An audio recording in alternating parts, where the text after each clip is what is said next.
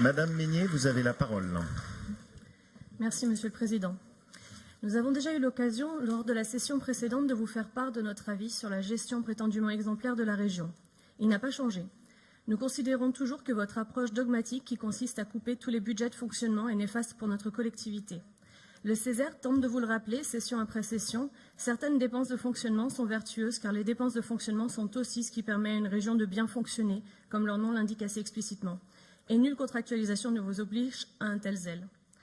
De même, vos dépenses d'investissement sont souvent opportunistes et ne découlent pas d'une vision politique structurée, mais d'improvisation continue, résultant soit de vos dernières rencontres, soit de sujets d'actualité. Elles ne trouvent en aucun cas leur place dans une feuille de route claire ayant pour objet de faire progresser la région dans ses différents domaines de compétences. De plus, et ça c'est étonnant pour un président de région qui se veut audacieux, vos dépenses d'investissement sont étonnamment timorées. Si on peut en effet comprendre votre volonté de baisser le taux de désendettement à 5 ans et demi, il reste que les emprunts sont des outils parfois vertueux eux aussi et pourraient permettre d'investir plus au profit des Auvergnats et des Rhône-Alpins sur des politiques d'avenir. Enfin, il est vrai qu'avant d'investir davantage, il faudrait que l'exécutif mène à bien les investissements qui sont déjà budgétisés, ce qui n'était pas tout à fait le cas jusqu'ici, puisqu'en 2017, un quart de ces investissements promis n'avait pas été réalisé. Ce qui surprend d'autant plus, puisqu'à vous entendre, vos moyens sont insuffisants à faire ce que vous devez. Voilà, c'est un rappel succinct, j'en conviens, mais comme le temps de l'opposition est compté, contrairement à celui de l'exécutif, je voudrais maintenant élargir mon propos. Nous l'avons évoqué en préambule et plusieurs collègues en ont parlé. Notre pays est frappé par une crise démocratique importante. Cela ne vous a pas échappé et je n'ai aucun doute sur le fait que tout au long de cette plénière, comme lors des précédentes, vous continuerez d'utiliser tout sujet pour dresser une image caricaturale de la politique mise en œuvre par la majorité présidentielle, en mettant parfois le doigt sur des lacunes réelles, nul n'est à l'abri d'erreurs, mais le plus souvent en déformant la vérité de la manière qu'il vous arrange. Comme lorsque vous faites semblant de croire que les critiques des Gilets jaunes ne s'adressent qu'au gouvernement actuel, alors qu'elles nous visent tous. C'est votre en même temps à vous, pas celui du compromis qui nous tient tant à cœur, mais celui de la ligne étroite qui sépare la vérité de la contre-vérité, comme quand vous affirmez que la région n'augmentera pas les impôts, alors qu'elle n'enlève pas. Ou comme lorsque vous remboursez cash aux banques des rames de train pour lesquelles nous avions contracté un emprunt raisonnable, dans le seul but d'améliorer la ligne investissement et la ligne endettement sur le papier, alors même que dans les faits, nos concitoyens n'en tireront aucun bénéfice. Il y a des encarts dans la presse pour louer votre bonne gestion, et en même temps, ce sont souvent des publi-reportages que vous écrivez vous-même. Vous prétendez soutenir les agriculteurs, et en même temps, vous réduisez drastiquement les budgets en faveur de la conversion biologique et oubliez vos promesses concernant la méthanisation. Alors, nous sommes bien placés pour vous dire que les réformes systémiques de long terme ne s'habillent pas bien de communication.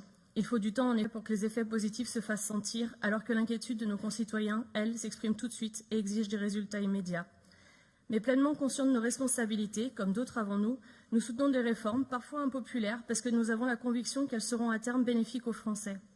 Nous affrontons la colère de nos concitoyens en apportant tantôt des explications, tantôt des réajustements. Pas assez vite peut-être, pas assez bien sans doute, mais nous suivons une ligne cohérente de transformation qui permettra au pays d'affronter les grands défis de demain, alors que vous vous contentez d'enchaîner les gestes populaires, voire populistes, sans vision structurante ni considération pour les besoins réels et de long terme des Auvergnats et des Rhône-Alpins. La différence entre le politicien et l'homme d'État, dit-on, est la suivante. Le politicien pense à la prochaine élection, l'homme d'État à la prochaine génération. Or, que nous demandent les Gilets jaunes que nous avons tous écoutés?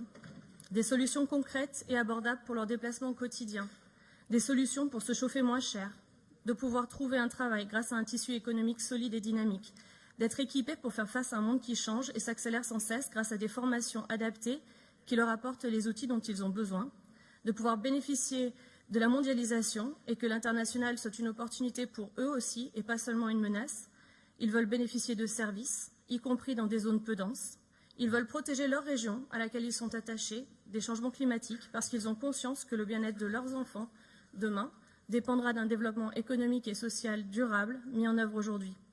Il y a d'autres revendications, bien sûr, je ne les ignore pas, mais celles que je viens de citer ont la particularité de dépendre directement de politiques qui pourraient être mises en œuvre à l'échelle du Conseil régional. Sur tous ces sujets, les Auvergnats et les Rhône-Alpins devraient aujourd'hui, puisque vous êtes président de cette région, pouvoir compter sur vous. Alors vous allez pouvoir essayer de convaincre que cette révolte légitime ne vous concerne pas, que les messages exprimés ne vous sont pas adressés. Ce serait selon nous une erreur de lecture, car même si ce n'est pas votre nom qui apparaît en ce moment sur les panneaux des manifestants, ce message s'adresse à nous tous, élus nationaux et élus locaux, élus d'hier et d'aujourd'hui, tous qui ont endossé cette responsabilité souvent mésestimée d'essayer d'améliorer les choses pour nos concitoyens. Merci Madame Meignet. Juste, si vous me permettez, par rapport à votre intervention, quelques remarques.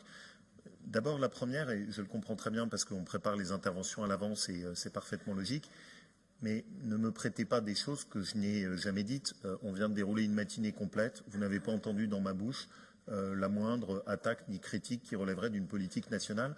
J'ai donc un peu regretté que vous placiez le débat à ce niveau-là, qui, en tout cas, vous êtes la seule à l'avoir fait. C'est pas notre propos. La deuxième chose, vous avez sans doute noté qu'on a voté juste avant le budget une délibération qui n'est pas une augmentation d'impôts, mais qui est une baisse d'impôts. Il serait donc assez étonnant, j'ai cru noter dans votre propos que vous disiez qu'on n'avait pas le contrôle de fiscalité. Je pense que vous avez noté qu'on a voté précisément une décision portant sur une fiscalité, qui est bien la preuve, pardon de vous le dire, qu'on contrôle évidemment bien une fiscalité. Dernier élément sur lequel je voulais revenir, les pourcentages sur les dépenses de fonctionnement. Là, vous êtes un peu paradoxal, puisque, et c'est parfaitement légitime, vous appartenez à une majorité qui en a précisément fait son cheval de bataille, qui en fait son principal axe de discussion avec les collectivités locales. Et je ne le conteste pas, d'ailleurs, je n'ai pas souhaité qu'on s'engage dans un affrontement. J'ai dit que je préférais qu'on puisse contractualiser avec l'État. Mais vous ne pouvez pas venir ici ensuite en disant ben non, les dépenses de fonctionnement, ce n'est pas notre sujet, alors que vous appartenez à une majorité qui en a fait son principal axe de contractualisation avec les collectivités locales. Là, pardon, mais on n'est pas sur une démarche qui est acceptable. Juste pour qu'on soit bien au clair, quand une année commence, si rien n'est fait, en général, les dépenses de fonctionnement et notamment la masse salariale d'une collectivité locale augmentent naturellement de 1,5 à 2%. C'est ce qu'on appelle le glissement vieillesse-technicité. Donc si jamais on ne fait pas d'efforts, naturellement, on est en dehors des clous que la majorité que vous soutenez a souhaité imposer. Donc évidemment, vous ne pouvez pas venir ensuite ici en disant mais on se fiche des dépenses de fonctionnement. C'est tout ce que vous avez imposé aux collectivités locales. Donc là, pardon, il faut quand même qu'on ait une cohérence et qu'il n'y ait pas de discours. Il n'y a pas un discours ici dans l'enceinte régionale et puis un autre au Palais Bourbon. Il faut quand même que le discours soit commun et qu'il soit le même. Moi, j'assume totalement la logique consistant à dire les collectivités doivent être bien gérées, chacun doit faire des efforts à l'intérieur du pays, ça ne me pose pas de souci. Mais ensuite, vous ne pouvez pas nous reprocher l'inverse de ce qu'on nous demande par ailleurs. Merci Madame Meignet pour votre intervention.